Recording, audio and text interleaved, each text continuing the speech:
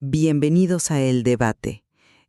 Para empezar hoy, quiero que te imagines por un momento un edificio histórico. Un edificio, digamos, enorme, pero con unos cimientos que, pues, se están pudriendo por dentro. Ok, me lo imagino. Y la teoría estructural pura te diría que el proceso correcto es traer a los peritos civiles, o sea, mostrar los planos al público y con total transparencia reemplazar las vigas dañadas una por una a la vista de todos. Exacto. Es un proceso metódico, auditable, porque en una democracia a los ciudadanos nos gusta ver exactamente qué tipo de materiales están sosteniendo el techo bajo el que vivimos. Y, bueno, sobre todo, ¿quién está comprando esos materiales? Totalmente. Pero luego entras al terreno de la administración pública real de los últimos años. Y lo que presenciamos fue que, ante la amenaza de un colapso inminente, el Estado decidió no reparar las vigas una por una. En su lugar, vertió miles de toneladas de concreto militar sobre toda la estructura base. ¡Wow! Y sí, el edificio se estabiliza, ya no se cae. Pero a partir de ese momento, jamás vuelves a ver qué está pasando allá abajo en la oscuridad. O sea, las tuberías, los cables, las grietas internas, todo queda completamente sellado. Y esa es la definición perfecta de una caja negra institucional. El concreto se endurece y anula cualquier posibilidad de escrutinio civil. Y precisamente de eso es de lo que vamos a hablar hoy en este espacio, donde contrastamos perspectivas y analizamos las distintas caras de la información estructural. Así es. Vamos a diseccionar una de las transformaciones más profundas, complejas y opacas de la historia reciente en México. Me refiero al empoderamiento sin precedentes de la Secretaría de Marina, la SEMAR, durante el sexenio de Andrés Manuel López Obrador y bajo el mando del almirante José Rafael Ojeda Durán. Y todo esto lo analizamos, por supuesto, a la luz de un evento histórico que todos recordamos, que es el hackeo de Guacamaya. Estamos hablando de 6 terabytes de información gubernamental. O sea, correos electrónicos internos, reportes de inteligencia, que fueron extraídos directamente de los servidores de las Fuerzas Armadas.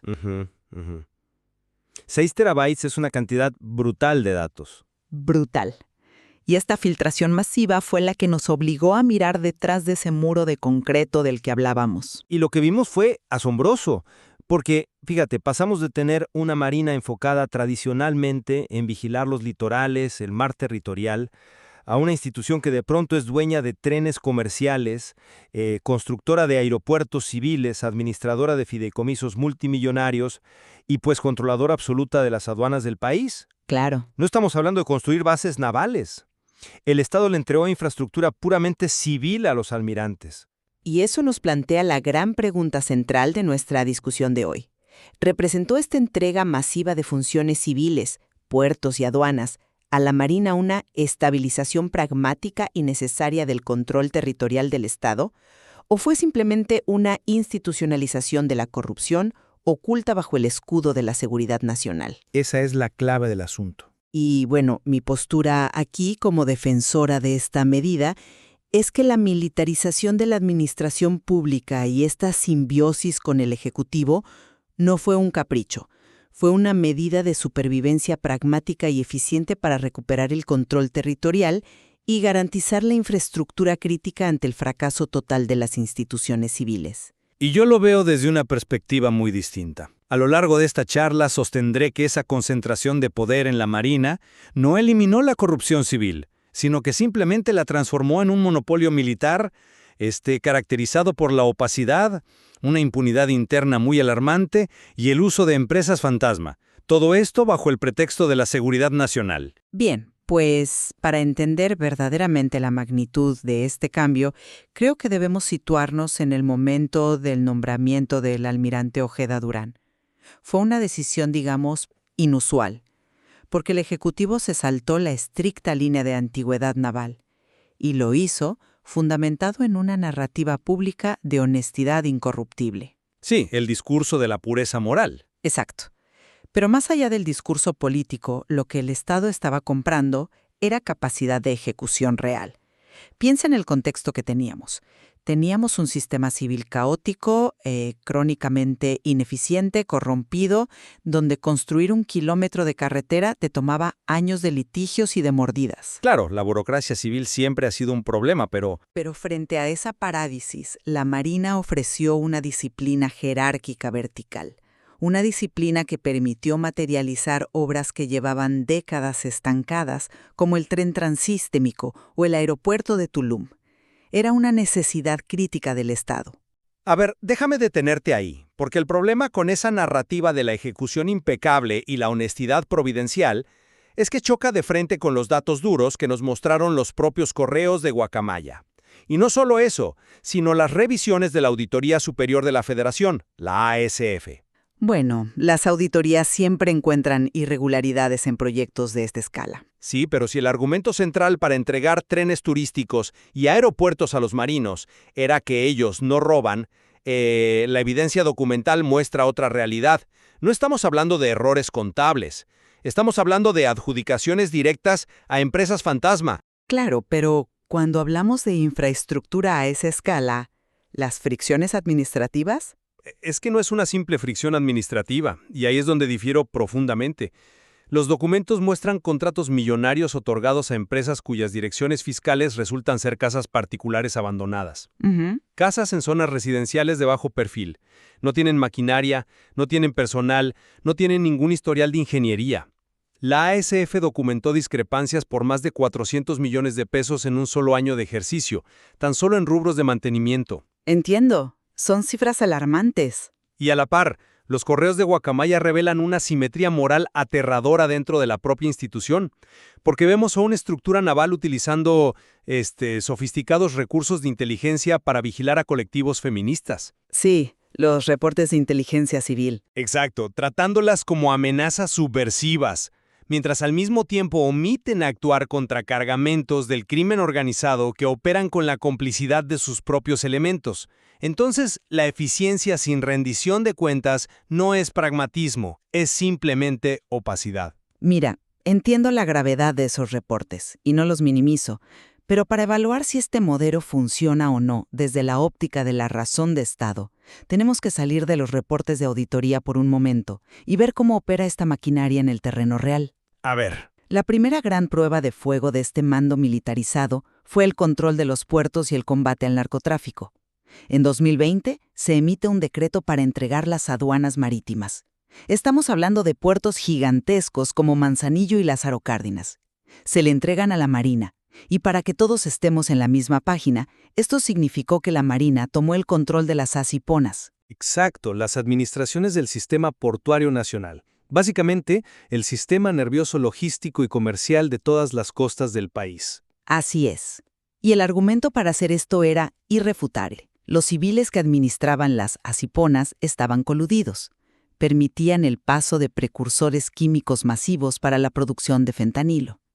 Los puertos eran un mercado persa, literalmente, donde múltiples cárteles sobornaban a múltiples funcionarios de bajo y medio nivel. Era un desastre, sí. Se necesitaba entrar con fuerza letal y establecer un control vertical absoluto para pacificar esa zona. Y es precisamente en los puertos donde la filtración de Guacamaya nos arroja la contradicción más grande de todo este experimento. Si la justificación fundamental para entregarle las joyas de la corona logística a los almirantes era limpiar la casa y frenar el fentanilo, ¿por qué los decomisos no se dispararon exponencialmente tras la toma de control? Bueno, hubo un periodo de ajuste. Pero los datos de los propios reportes de inteligencia naval indican que la ruta de los precursores no se cortó, simplemente se estabilizó. ¿Y no es la estabilización un avance frente al caos absoluto que teníamos antes? Pues depende de cómo definas estabilización. Lo que los correos revelan no es una limpieza institucional, sino la creación de una estructura piramidal. Antes un cártel tenía que sobornar a 20 oficinistas civiles distintos, lo que generaba muchísima violencia y desorden por la competencia.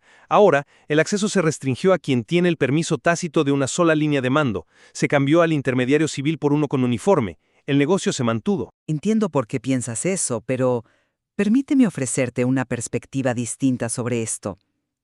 En la administración de la seguridad desde el Estado, la pacificación territorial no siempre significa la erradicación inmediata de un mercado negro multimillonario. A veces, siendo realistas, eso es logísticamente imposible a corto plazo. Es como pacificar una plaza de mercado que está en llamas. A veces el primer paso es imponer un monopolio estricto de la fuerza. Pero el Estado no debería administrar el monopolio del crimen. Esa no es su función. No estoy diciendo que lo administren como un negocio, sino que centralizan el control de la puerta. Cuando las asiponas eran civiles, la corrupción fragmentada generaba balaceras en las calles de Manzanillo, extorsiones a negocios locales, porque las bandas civiles peleaban por el control de cada aduana. Ajá. La estabilización vertical que logra la Marina elimina esa violencia caótica.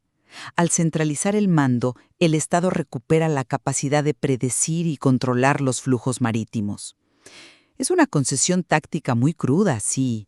Es moralmente ambigua desde un purismo democrático, sin duda, pero logra el objetivo prioritario del Estado en ese momento, que es pacificar el territorio y recuperar el puerto de las manos de sicarios civiles. Fíjate que esa es una interpretación que le otorga una enorme generosidad a la llamada razón de Estado, porque asume que la Marina tomó el control centralizado exclusivamente para reducir la violencia pública.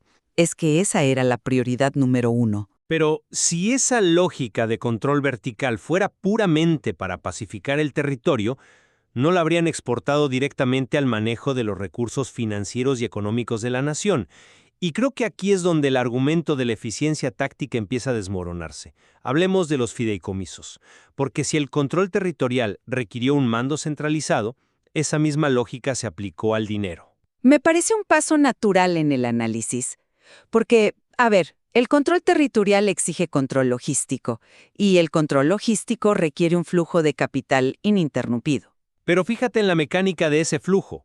Mientras el gobierno federal pasaba años extinguiendo fideicomisos civiles dedicados a la ciencia, a la salud, a la cultura, bajo el argumento de que eran opacos, los fideicomisos controlados por la Secretaría de Marina experimentaron un aumento brutal del 2000%. 2000%. Mente administrativa para eso, que a menudo se pierde en la indignación pública. En la burocracia civil mexicana, el presupuesto que se le asigna a una secretaría tiene una fecha de caducidad. Si el dinero no se gasta para el 31 de diciembre, se tiene que devolver a la tesorería de la Federación. El subejercicio. Exacto. Esto, en la práctica, paraliza obras de infraestructura civil durante meses mientras se aprueben los nuevos presupuestos. Los fideicomisos militares actúan como cajas fuertes legales. El dinero entra ahí y no caduca. Te permite planear a largo plazo. No caduca, pero tampoco se audita. Permíteme terminar la idea. En el contexto de megaobras críticas, el uso de estos fideicomisos y las compras directas no son herramientas inherentemente corruptas. Son mecanismos de agilidad administrativa. Agilidad. Ya. Sí, agilidad. Las licitaciones públicas civiles están diseñadas con tantos candados que pueden tardar años y muchas veces se declaran desiertas. La Marina utilizó esta agilidad financiera excepcional porque el rediseño del país exigía una rapidez que el marco civil, diseñado para la lentitud, simplemente no permitía. Lo siento, pero simplemente no compro esa idea. Déjame decirte por qué. La rapidez administrativa jamás, en ningún Estado de Derecho, justifica el diseño de mecanismos para evadir la ley. Si me dijeras que la Marina usó adjudicaciones directas para contratar a una de las 5 mejores constructoras transnacionales del mundo y ahorrarse 2 años de papeleo, podríamos debatir el pragmatismo. Bueno, en algunos casos sí se contrató expertos. Pero los cruces de la cuenta pública muestran que ese dinero ágil fluyó hacia empresas fachada. Y aquí está el mecanismo verdaderamente peligroso de esta opacidad financiera. ¿Cómo lograron que nadie viera esto a tiempo? A través de la clasificación de seguridad nacional. La infraestructura estratégica siempre tiene un componente de seguridad nacional. Es un estándar internacional. Pero fíjate cómo opera en la práctica aquí. Cuando un periodista o incluso un auditor de la ASF intenta rastrear los recibos de las compras de balasto para un tren o los contratos de mantenimiento de una terminal aérea civil, la Marina sella los documentos. Argumentan que revelar quién vendió el cemento compromete la seguridad del Estado. Porque revelar proveedores puede exponer vulnerabilidades logísticas. Transformaron un concepto jurídico diseñado para proteger al país de amenazas externas o de terrorismo en una simple herramienta legal para rechazar solicitudes de transparencia ciudadana. Bloquean legalmente el escrutinio. Eso no es agilidad para construir más rápido. Es la captura militar del presupuesto público sin las molestias de tener que explicarle a los ciudadanos en qué se gastaron sus impuestos. A ver, es innegable que el uso de la clasificación de seguridad nacional genera zonas oscuras. Y la fricción que mencionas con los órganos de auditoría civil es una realidad documentada. No intento pintar un cuadro perfecto aquí. Pero esta opacidad financiera, este instinto de cerrar las puertas y blindar la información, tiene una raíz mucho más profunda. No se entiende si no observamos cómo la institución militar se concibe a sí misma. ¿A qué te refieres? Me refiero a que la Marina tiene un código de lealtad e integridad interna que cuando es vulnerado, reacciona cerrando filas. Y eso nos lleva al punto más crítico que expuso Guacamaya. ¿Cómo maneja la Marina su propia disciplina a puerta cerrada cuando sus elementos fallan ante las filtraciones masivas? El hackeo de septiembre de 2022 fue un terremoto precisamente por eso. Demolió por completo el mito de la incorruptibilidad. Si el escudo de la seguridad nacional protegiera una institución de santos, el debate sería puramente filosófico. Pero los correos revelaron una crisis operativa gravísima. Encontramos reportes de contrainteligencia naval detallando con nombres y apellidos cómo marinos en activo vendían uniformes, armas y equipo táctico de la propia institución a células del cártel, y lo hacían desde el interior de los cuarteles. Casos aislados de corrupción existen en cualquier fuerza armada del mundo de ese tamaño. No podemos juzgar a toda la institución por unos cuantos elementos. Pero no hablamos solo de un soldado vendiendo botas de contrabando. Hay comunicaciones directas, minutas que notificaban al alto mando, incluido el propio almirante Ojeda, sobre altos mandos navales protegiendo directamente cargamentos de droga en el puerto de Veracruz. Y la Marina tomó medidas internas. Y aquí es donde la analogía se vuelve clara. La justicia militar operó exactamente como el Departamento de Recursos Humanos de una corporación corrupta. Su único objetivo fue proteger a los altos ejecutivos y evitar un escándalo en relaciones públicas, en lugar de actuar como un verdadero brazo de la justicia. Esa es una comparación severa, por decirlo menos. Es que los datos la sostienen. Ante evidencias claras de complicidad con el narcotráfico, ¿cuál fue la respuesta institucional documentada en los correos? Traslados discretos, cambios de zona militar, congelar la plaza del oficial involucrado. La Marina casi nunca armó expedientes para presentarlos ante la Fiscalía Civil y que estos elementos enfrentaran juicios penales públicos. Se juzgan a sí mismos bajo el fuero militar, mantienen todo en secreto y luego se presentan ante la sociedad como la única institución inmaculada del país. Total desde la sociedad civil. Es un punto interesante, aunque yo lo plantearía de otra manera.